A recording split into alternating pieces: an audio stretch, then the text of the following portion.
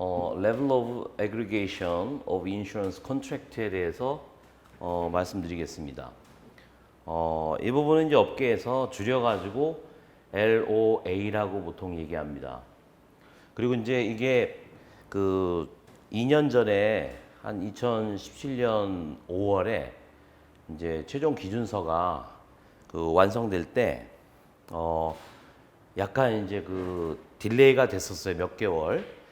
근데 이제 몇 가지 이슈가 있었는데 그 중에 이제 그 아무래도 이제 앞부분에 있기 때문에 이 레벨 오브 애그리게이션 관련해서 더 많은 이제 디스커션이 있어가지고 그래서 이제 약간 그 최종 기준서였던 그 릴리스가 좀 늦춰졌다고 합니다. 이제 그런 정도는 이제 굉장히 중요한 내용이라고 보시면 돼요.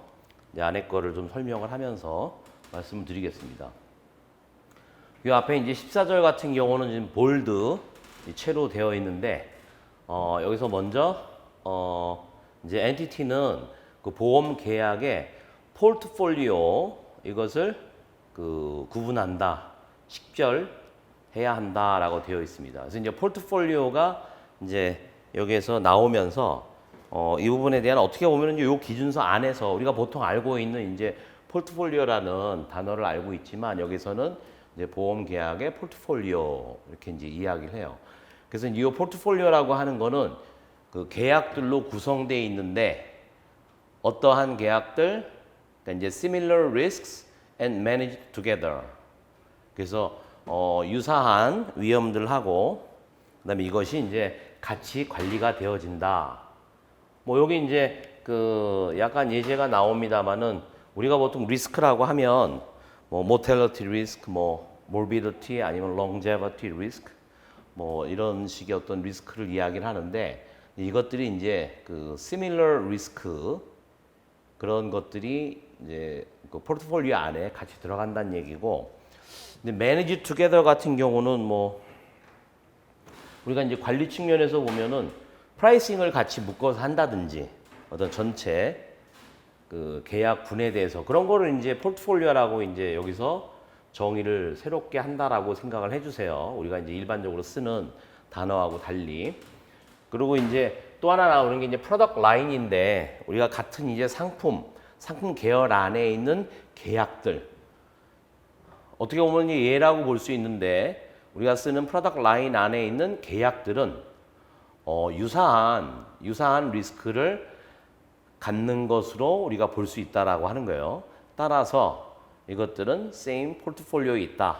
다만 조건 if 다 같이 매니지가 된다라고 한다고 하면 뭐 예를 들어서 뭐 아까 이제 프라이싱 예를 들었습니다만은 뭐 그 관리 측면에서 뭐 그런 다른 부분들도 그 동시에 같이 관리가 된다. 뭐 언더라이팅 관련된 룰 뭐 이런 부분들이 이제 그 동시에 적용된다든지 그런 부분들을 이제 바꾼다든지라고 하는 부분까지 이제 같이 그 이해를 하시면 될 것 같습니다.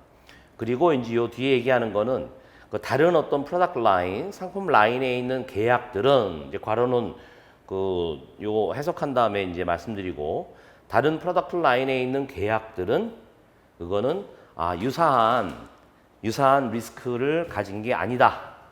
가진 게 아닌 것으로 예상되고 따라서 이거는 다른 포트폴리오에 포함되어 있다. 예제를 보면 이런 거죠. 싱글 프리미엄, 일시납, 픽스드 어뉴어티 컴페어. 그러니까 이제 매년 지급되는 금액이 고정되어 있어요. 그리고 이제 픽스드 어뉴어티니까 라이프 어뉴어티라고 하면은 이제 그 보험 계약자, 피보험자가 생존하는 한 고정 금액을 계속 지급해요. 사망하기 전까지. 그런 부분하고 그다음에 우리가 통상적으로 보면 regular term life assurance, 뭐 term life insurance라고 보면 되겠죠. 근데 통상에 보면은 그런 정기보험 이거하고 두 개는 다른 어떤 프로덕트 라인이라고 볼 수 있다. 따라서 이제 두 개는 다른 포트폴리오에 속한다. 이렇게 이해할 수가 있겠죠. 그래서 처음에 먼저 엔티티 전체의 어떤 그 컨트랙트들이 있으면 그 부분을 여기서는 일단은 포트폴리오로 구분할 수 있는데 그 포트폴리오라고 하는 거는 이제 이런 similar risk and manage together 이 기준에 의해서 이제 포트폴리오를 정리를 합니다. 그리고 이제 프로덕트 라인이라고 하는 거는 이제 이 안에서 정의된다라기보다는 우리가 통상적으로 쓰는 그런 용어로서의 어떤 프로덕트 라인, 하나의 상품 계열 뭐 이런 식으로 이제 의미가 되겠죠. 그게 이제 첫 번째 포트폴리오에 대한 이제 데피니션이 있고, 그리고 이제 여기서 설명하는 거는 이제 이후에 여기 15절이니까 16절부터 이제 24절까지 레벨 오브 애그리게이션이 이제 24절까지 구술이 그 설명이 되는데 거기까지의 절들은 발행하는 보험 계약에 적용이 된다. 만약 재보험사 같으면은 뭐 재보험 회사가 reinsurance treaty 그런 어떤 재보험 계약을 원수보험사를 향해서 발행하기 때문에 재보험자 입장에서는 그런 것도 포함되는 거죠. 그리고 이제 그 재보험 계약에 이건 뭐냐면 이건 보유예요, 보유. 그러니까 보유라고 하는 거는 여기서 원수보험사가 재보험사에 이제 그 reinsurance treaty를 들었다. 그렇게 되면은 원수사 입장에서는 reinsurance contract held 이렇게 되는 거죠. 그래서 원수사 입장에서의 재보험 계약의 level of aggregation은 61절에서 별도로 셋이 되어 있다. 이렇게 되는 거죠.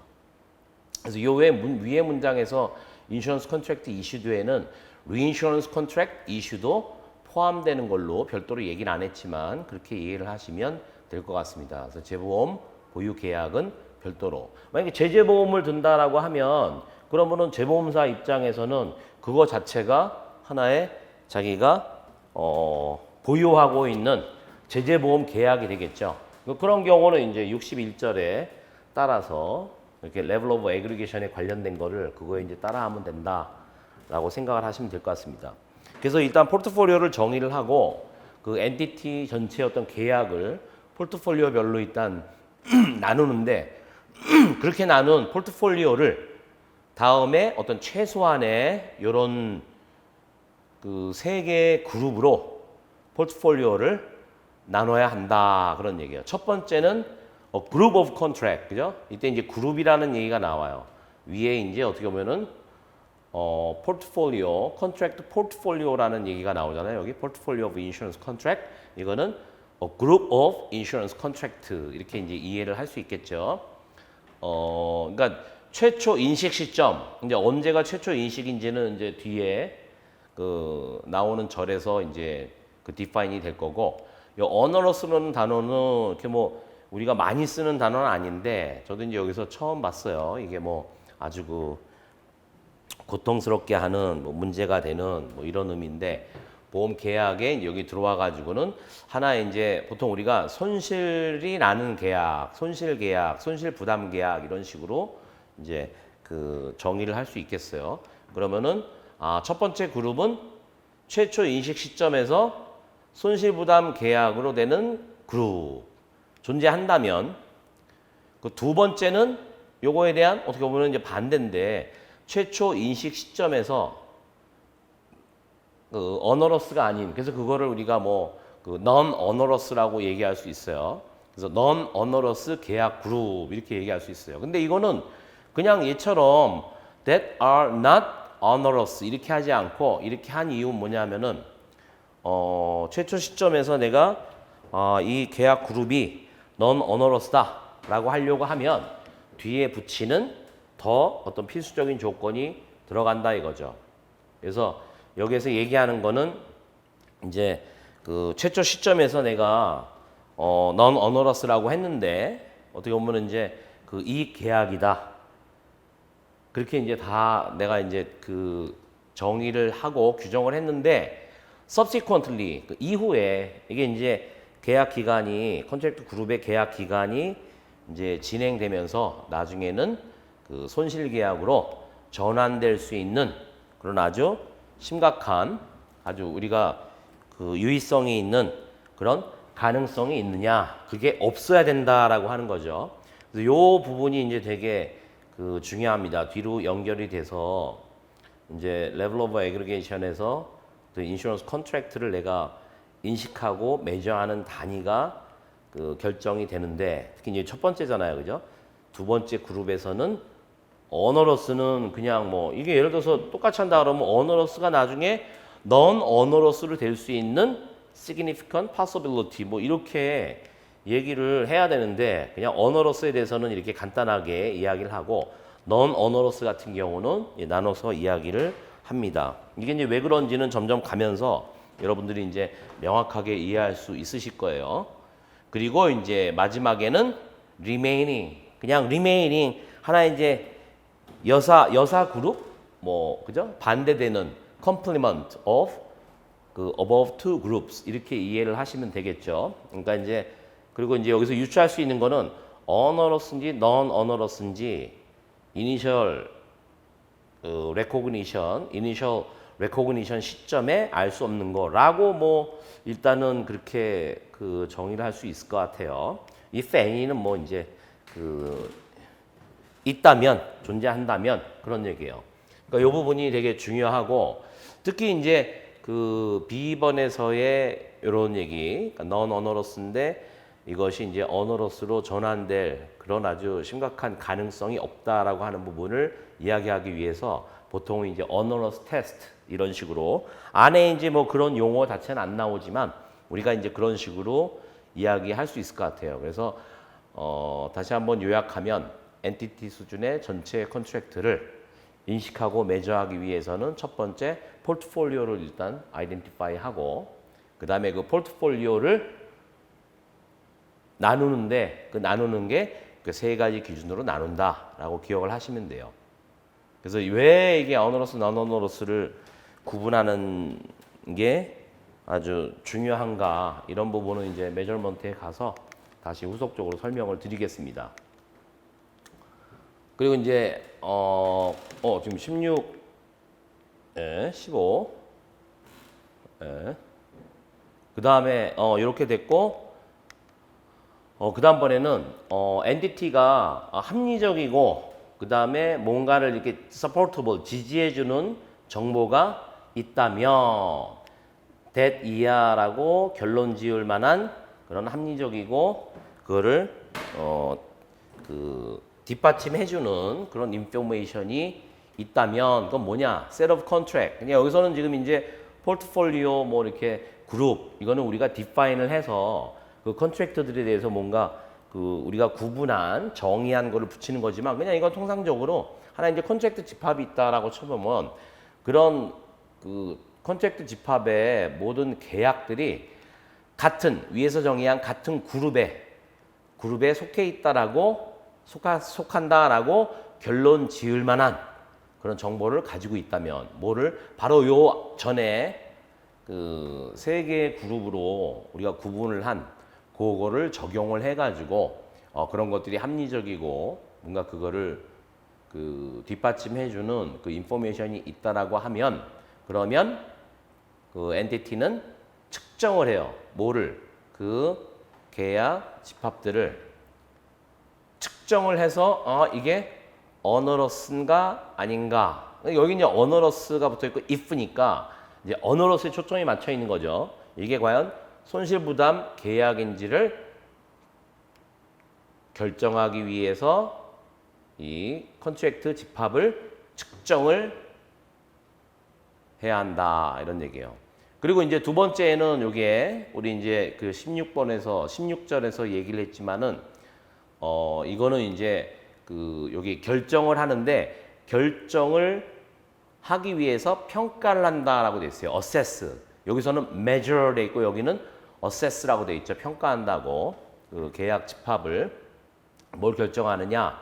내가 지금 그 평가하려고 하는 계약이 앞에서 얘기한 것처럼 처음에는 non onerous라고 그렇게 내가 평가하고 싶은데 그렇게 하려면은 그 이후에 이니셜 시점 이후에도 이 계약이 손실부담 계약으로 전환될 가능성이 아주 유의한 그런 가능성이 없다라고 하는 그거를 평가해야 된다라고 돼 있어요. 그죠? 그러니까 앞에 16번에서도 어너러스에 대해서는 그냥 간단하게 정의를 했는데 non 어너러스에 대해서는 굉장히 이런 부분에 대해서 이제 강조를 해요. 이게 이제 나중에 공시에 가서 내가 처음에 그룹을 이제 그 디바이드를 할 때 특히 이제 non onerous 그러니까 손실부담 계약이 아닌 이익을 낳는 계약들에 대해서는 이와 같은 테스트를 해줘야 돼요. 그래서 보통 우리가 뭐 그 실무에서 하듯이 뭐 스트레스 테스팅 아니면은 adverse scenario testing 이런 것들 뭐 아니면은 이제 또 그 여러 가지 인풋 뭐 assumption, 파라미터 값 그런 추정치에 대해서 어떤 sensitivity 테스팅을 한다든지 뭐 이런 부분들이 다 동시에 그 내용들을 표시를 해야 됩니다. 그렇기 때문에 이게 이제 굉장히 그 실무적으로 쉽지 않은 큰 부담이 되는 내용으로 이해를 하시면 될 것 같습니다. 이제 반대로 그런 인포메이션을 가지고 있지 않다. 계약 집합이 한 그룹에 속할 것이다라고 결론 지을 만한 그런 정보가 없다라고 하면 그러면은 기업은 결정을 하는데 그룹을 결정을 하는데 어떻게 결정을 하느냐? 그 계약들이 그 그룹에 속하는지, 그죠? 그거를 결정을 하는데 그 set of contract 계약 집합에 individual contract들 각각의 그 개별적인 계약들을 considering 나름대로 고려한다라고 하는 얘기는 거기에 대해서 이제 뭔가 기준을 정해 가지고 숙고를 해야 되겠죠. 그래서 과연 same 그룹으로 속하는지 거기에 대해서 결론을 낼 만한 그런 그렇게 해가지고 결정을 해야 된다라고 하는 거죠. 그런 정보가 없으면. 그러니까 여기에 대해서 이제 반해서 그렇게 이제 쓰는 건데 이 부분이 또 이제 그 다음으로 중요한 부분이 되겠습니다. 그리고 앞에 이제 인트로덕션에서 요 간편법 해가지고 simpler, 그러니까 simplified 아니면 뭐 simpler approach 그렇게 얘기를 해요. 그래서 이제 뒤에 보면 나옵니다만은 그냥 기준서에서 일반적으로 measurement approach 얘기하는 게 있어요. 뒤에 이제 나올 텐데 그거는 그냥 general measurement approach 이래서 뭐 지금 그냥 GMA 이렇게 얘기하고 그다음에 요 거기에 반해서 어떤 간편법 simpler approach는 premium allocation approach라고 해요. 그래서 이제 인트로덕션에서는 일부 계약에 대해서 future remaining coverage, 그죠? 미래에 남아있는 담보 보장 기간에 대해서만 PAA를 적용할 수 있다라고 이제 인트로덕션 거기에서 이제 이야기를 하는데 여기에서는 또 이제 하나 더 해가지고 53절, 59절에서 PAA 어프로치에 대해서 이제 언급을 할 거예요. 우리가 그때 이제 다시 볼 거고 그런 계약들 내가 PAA를 이거는 적용을 하겠다라는 그런 계약들에 대해서는 엔티티는 가정을 해야 돼요. No contract in the portfolio. 그래서 이 포트폴리오 안에 있는 계약들 중 어느 하나도 손실 계약이어서는 안 된다. 어때? 언제? Initial recognition 시점에 No contract라고 하니까 어떤 하나의 계약도 손실 계약이 되면은 안 된다라는 거를 가정을 해야 돼요. 그 얘기는 뭐겠어요? Onerous contract group, Onerous contract 여기에 대해서는 간편법인 PA를 적용해서는 안 된다. 왜 적용해서는 안 되는지는 또 이제 진행되다 보면은 나올 거예요. 그리고 이제 이런 표현이 많이 나요. Unless facts and circumstances indicate otherwise. 그러니까 주어진 사실과 정황, 사항이 위에서 얘기하는 이거하고는 다르게 그렇게 우리가 indicate 한다는 거는 그거를 가리킨다는 얘기 아니에요. 그죠? 반대 방향으로 가리키지 않는다라고 하면 그러면 최초 시점에서 우리는 다 내가 PA를 적용하는 여기 이제 포트폴리오라고 했지만 내가 이제 그거를 컨트랙트 그룹이라고 얘기를 하고 뭐 포트폴리오 뭐 그룹 다 되겠죠. 그렇게 됐을 때는 그거는 non onerous 경우에만 적용해야 된다라고 하는 게 추가적으로 나왔죠. 그래서 인트로덕션에서는 PA가 간편법인데 그걸 하기 위해서는 non-onerous contract group, non-onerous portfolio에 적용을 해야 되고 그것도 remaining coverage에만 적용해야 된다. remaining coverage란 뭐냐? 뒤에 이제 설명이 된단 말이에요. 나중에 이제 정리를 하겠지만. 그리고 또한 entity는 평가를 해야 돼요. 뭐를? 이제 계약들. 최초 인식 시점에 non-onerous죠. 손실부담 계약이 아닌 계약들이 또 나오죠. 나중에 이후에 그 손실부담 계약으로 전환될 어떤 유의한 가능성이 없다라고 하는 거를 평가해야 된다. 다시 또 나오죠. 동어 반복처럼. 근데 여기서는 by assessing 뭐를 평가함으로써 그러니까 이제 위에서 얘기한 the facts and circumstances 얘기했죠. 그 사실과 상황, 정황, 적용 가능한 사실과 정황 이것의 변동 likelihood, 변동 뭐 가능성, 변동 뭐 확률, 뭐 probability라고는 안 했습니다만 하여튼 변동. 왜 우리가 MLE 그러면 maximum likelihood estimation 그렇게 얘기하잖아요. 그때 이제 likelihood이에요. 그런 가능성을 평가함으로써 이거를 이제 어세스 해야 된다라고 하는 거예요. 다시 이제 약간 다른 표현이지만 굉장히 그게 이제 중요하게 나와 있는 거죠. PA를 적용하기 위해서는 non-onerous인데 non-onerous가 나중에 onerous가 될 이 가능성이 없다라고. 근데 그것도 요게 보면은 이제 요게 indicate otherwise 했으니까 그 적용 가능한 fact와 circumstance 이 부분에 대한 평가를 함으로써 이게 공시에 보면은 이제 여기에 대해서도 나름대로 재무제표 공시사항에서 그거를 자세히 설명을 해줘야 된다 이거예요. 그래서 굉장히 이거는 스트릭트한 원칙이다 이렇게 이해를 하시면 돼요. 그리고 이제 PA를 적용 안 하고 그냥 여기 기준서에서 이제 뒤에 나올 그런 이제 General Measurement Approach로 하는 계약들에 대해서도 마찬가지로 평가를 해야 돼요. 뭐요? 이 계약들이 non-onerous 경우에 최초 인식 시점에 non-onerous라고 하더라도 나중에 onerous 계약으로 전환이 안 된다라고 하는 그런 가능성 그 부분에 대해서 평가를 해야 된다. 그러니까 앞에 그 그룹에 대해서 이렇게 구분을 할 때도 나왔는데 계속 나오죠. 굉장히 이게 중요하다는 얘기예요. 그러니까 우리가 여기에서 그냥 잘 내용을 모르지만 유추할 수 있는 거는 level of aggregation으로 내 인식과 어떤 measurement의 단위를 정해요. 단위 정해가지고 그걸 나중에 이제 aggregate 해야 되는데 그때 이 부분이 굉장히 중요하다 이거죠. onerous와 non-onerous를 혼합시키면 안 된다라고 하는 거예요. 그래서 이 부분이 사실 딱 버튼을 누르면 시스템에서 딱 되는 게 아니고 상당 정도의 어떤 그 예를 들어서 내가 시뮬레이션을 돌린다라고 하면 뭐 several 내지는 수십 번의 어떤 시스템을 돌려서 이런 가능성에 대한 테스트를 해서 그거를 공시를 해야 된다라고 자꾸 이제 강조한단 말이에요. 근데 그런 것들은 다음 사항에 비춰봐서 이거를 평가해야 된다라고 얘기를 해요. 뭐냐? 여기도 likelihood change. 그러니까 그 우리가 measure 할 때 가정들이 들어가요. assumption의 변동 가능성에 근거해서 이런 것들을 그 테스트를 해야 돼요.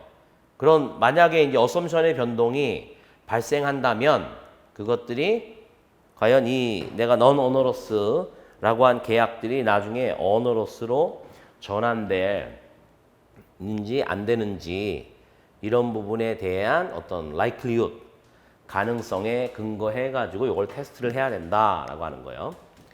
그러니까 여기서는 초점이 assumption의 변동 이렇게 되는 거고 또 하나는 그 정보를 이용을 해요. 어떤 정보? estimate 추정치잖아요, 그죠?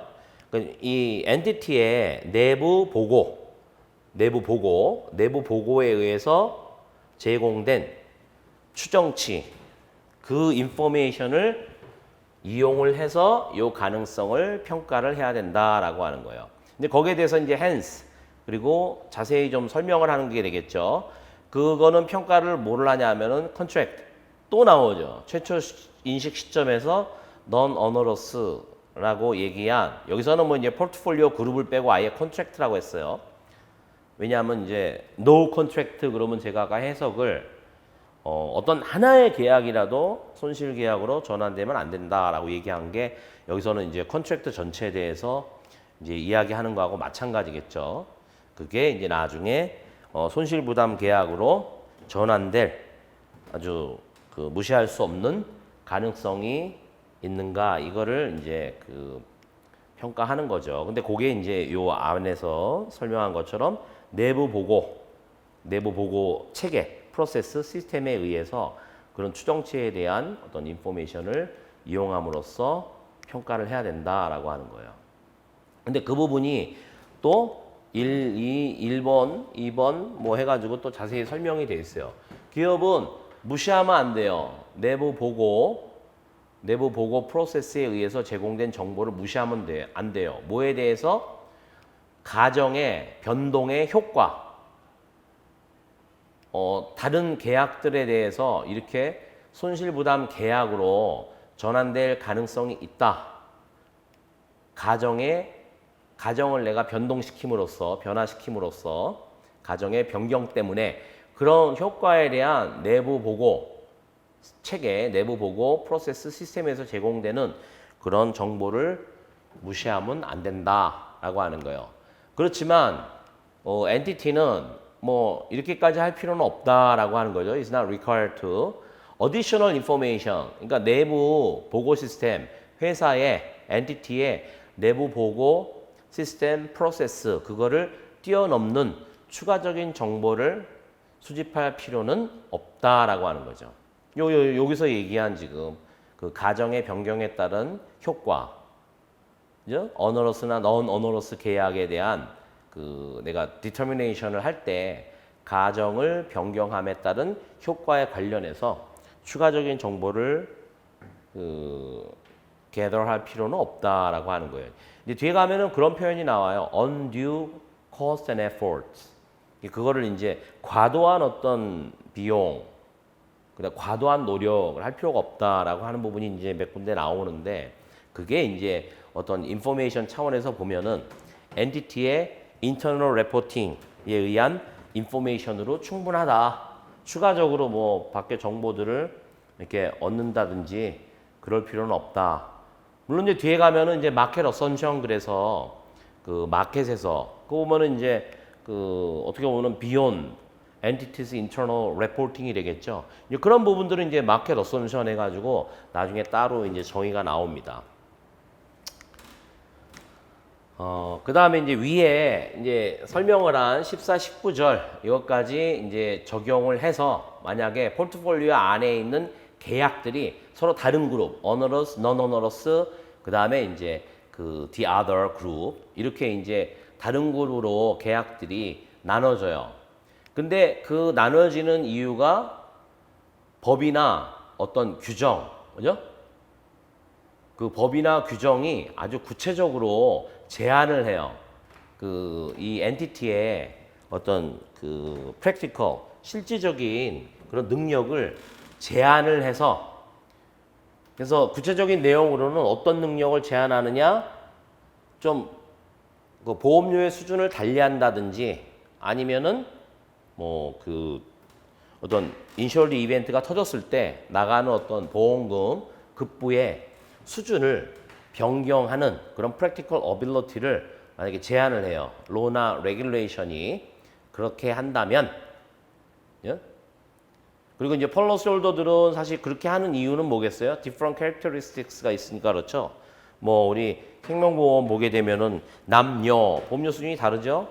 그다음에 연령에 따라 다르고 자동차 같은 경우는 뭐 한 20가지도 넘는 그런 어떤 보통 얘기하면 이제 price variable이 있어요. rating variable이라고 하는데 그게 이제 different characteristics에 따라서 보험료가 달라지고 또 하나는 어떤 뭐 만약에 그 과거에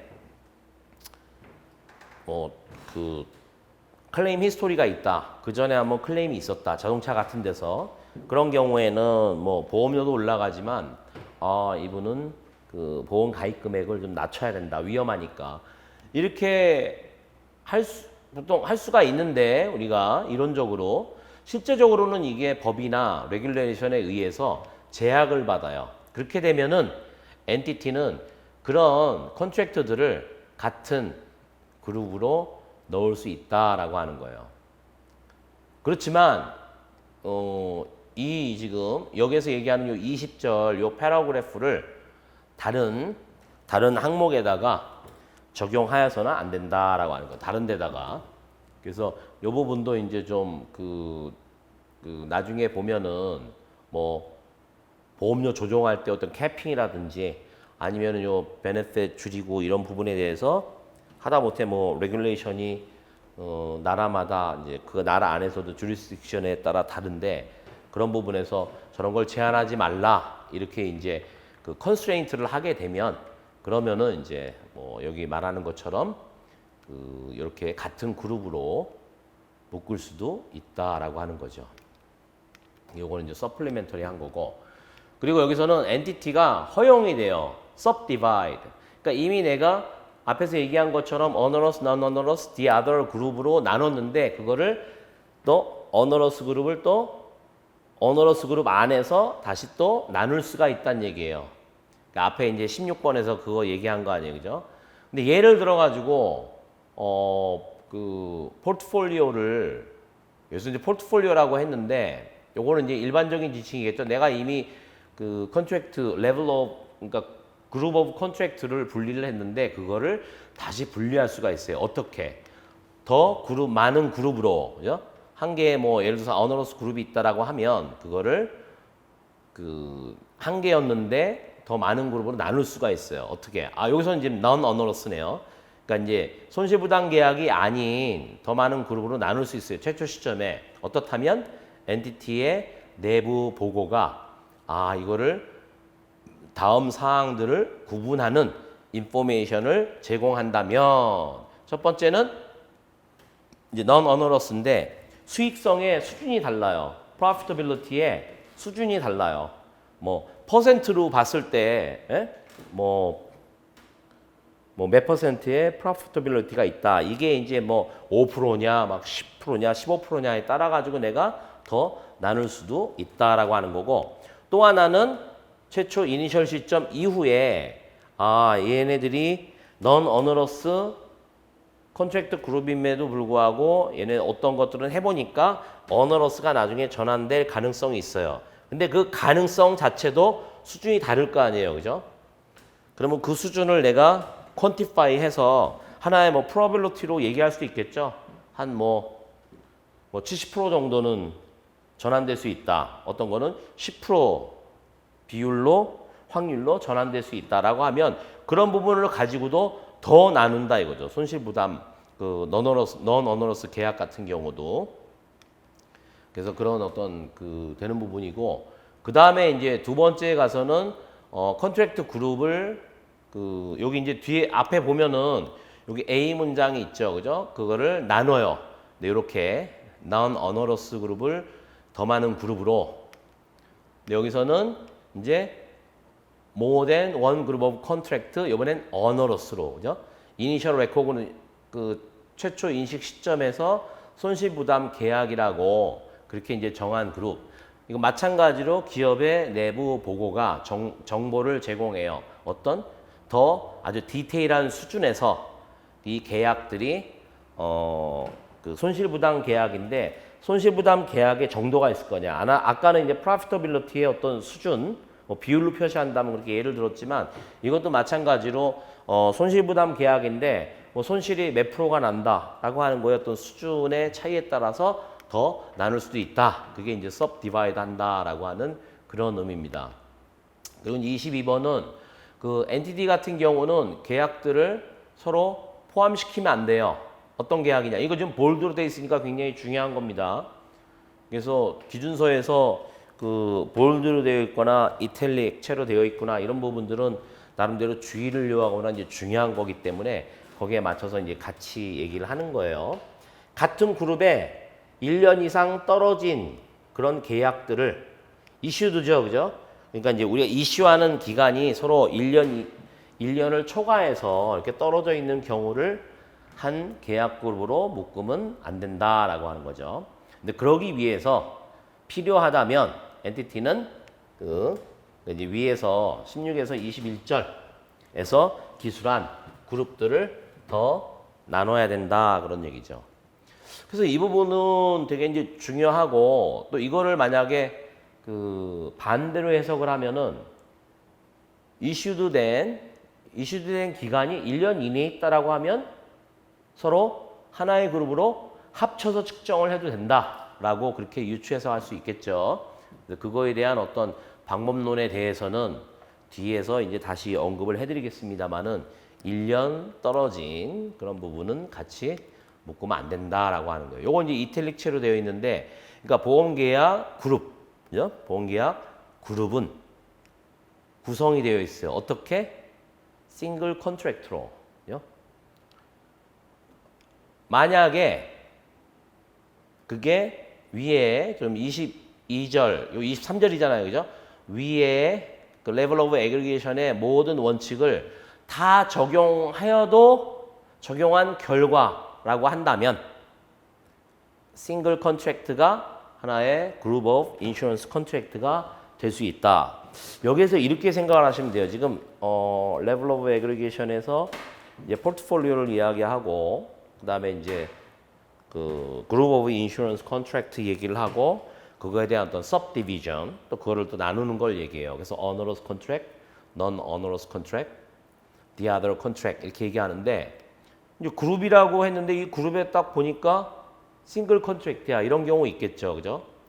그래서 요 부분 때문에 사실 그 어떻게 보면은 다 그 하나의 싱글 컨트랙트 단위로 내가 인식하고 측정해도 되는 게 아니냐라고 해석하는데 이 부분이 어느 정도 좀 근거를 제시할 수 있어요.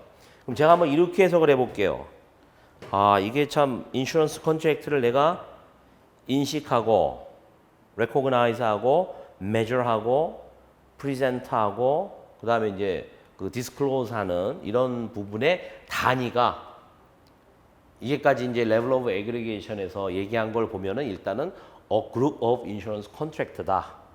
그 기준은 이제 onerous, non-onerous, the others 이렇게 설명을 했어요. 근데 이 부분이 바로 그 단위구나라고 생각하시면 돼요.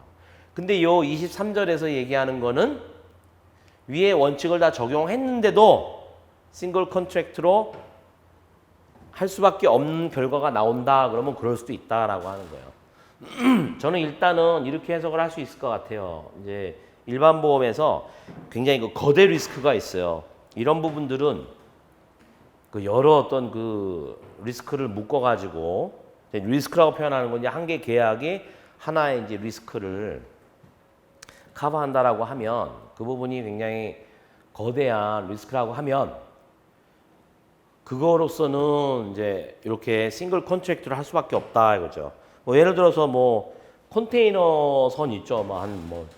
한 2만 톤 뭐 그 제가 그쪽 전문가가 아니라 그 용량은 모르겠지만 하여튼 어마어마하게 큰 그런 컨테이너 운반선이 있어요. 막 태평양 뭐 유럽까지 막 가는 그런 게 있다라고 치자 말이죠. 물론 뭐 그게 한 회사에 뭐 수백 척 수천 척이 있으면 다 묶어 가지고 이렇게 어떤 그룹 오브 컨트랙트를 할 수 있겠지만 너무 거대해서 그죠? 거대해서 하나의 싱글 컨트랙트로 해야 된다 이런 경우 있겠죠. 그리고 뭐 삼성전자의 어떤 큰 공장, LG화학에 있는 큰 공장 이런 부분들은 계약이 뭐 막 몇백 개, 몇천 개, 몇만 개가 있어가지고 그거를 이렇게 묶어가지고 그룹으로 하기 힘들다라고 하는 거예요. 그래서 사실은 뭐 싱글이 아니고 뭐 두 개의 컨트랙트가 될 수도 있겠죠, 그죠? 그렇지만 우리가 지금 가지고 있는 어떤 그 액츄리얼 사이언스적인 그런 널리지로 봤을 때 싱글 컨트랙트건, 투 컨트랙트건, 쓰리 컨트랙트건, law of large number를 적용하기는 쉽지가 않은 거죠. 그래서 이 부분이 실제 그 임플리멘테이션 프로젝트를 하는 데 있어서 나 그냥 계약건별로 인식하고 측정하겠다 이런 부분에 대한 이제 근거가 된다라고 이야기할 수도 있을 것 같아요.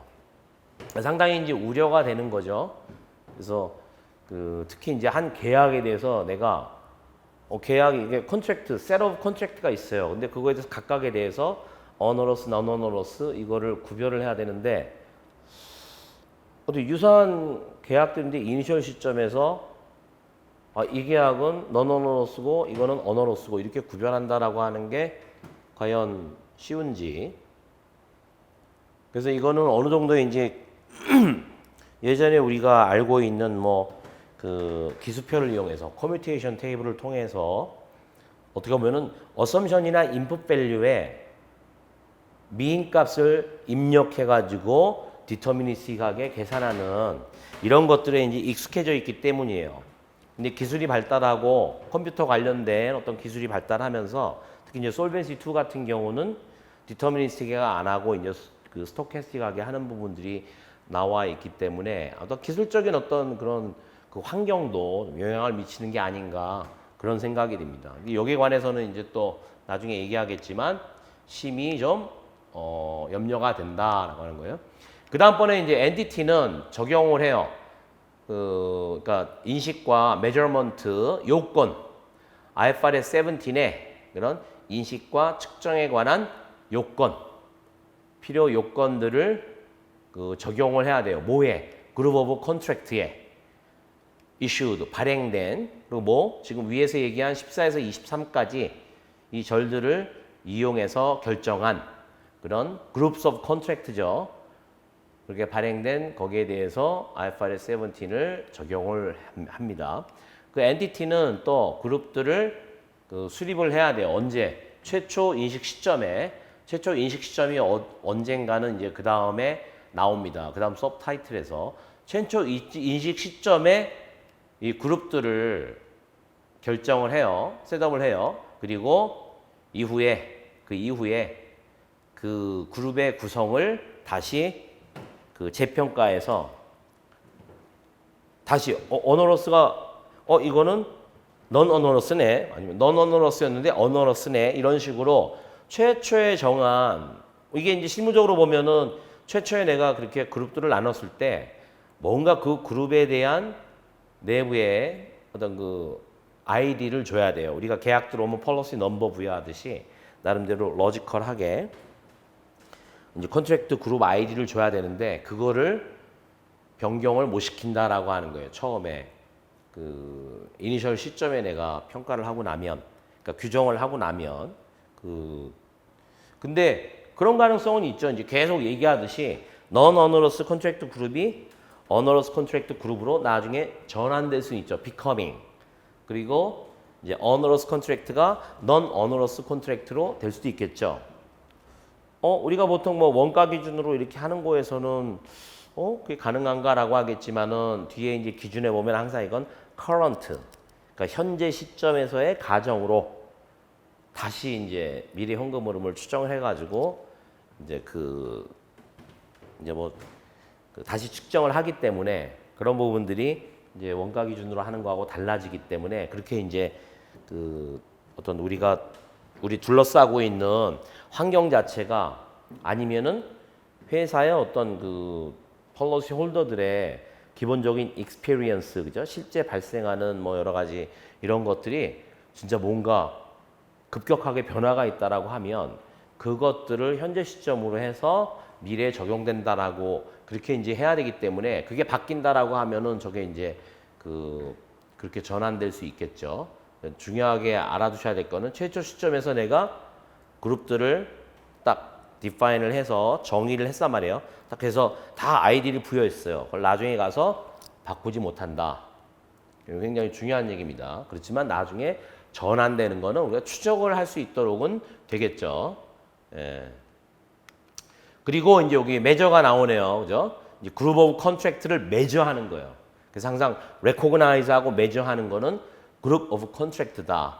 그걸 하기 위해서는 엔티티는 추정을 해야 돼요. 이제 처음 용어가 나와요. fulfillment cash flow. 그러니까 요 fulfill 한다라고 하는 게 사실은 인슈런스 컨트랙트를 legal binding이라고 그러잖아요. 계약은 legal binding이 있는데 그 rights and obligation으로 권리와 의무로 그 계약의 어떤 의무 사항, obligation을 fulfill 만족시킨다 이거예요. 그래서 계약의 의무 사항들을 이행하는 현금 흐름 그래서 fulfillment cash flow 그렇게 이제 정의가 나왔어요. 이 용어는 이제 계속 나옵니다. 그 fulfillment cash flow가 어떻게 구성되는지는 이제 계속 나올 거예요. 그래서 이행 현금 흐름을 그거를 higher level of aggregation than the group or portfolio. 이제 앞에서 포트폴리오 그룹을 우리가 디파인을 했잖아요. 그죠? 그거의 어떤 요약 수준보다도 더 높은 수준. 하이어라고 하는 거는 이제 뭐 포트폴리오 그 위겠죠. 뭐 예를 들어서 뭐 거기까지 갈 수 있지 않겠어요? 뭐 우리 그러시면은 장기 보험, 자동차 보험 아니면은 뭐 자동차 보험 안에서 뭐 개인 자동차, 업무용 자동차, 뭐 영업용 자동차 이렇게 이제 더 하이어 레벨에서 그 이행 현금 흐름을 추정할 수 있다라는 얘기예요. 어떤 조건 하에서 그 엔티티가 예?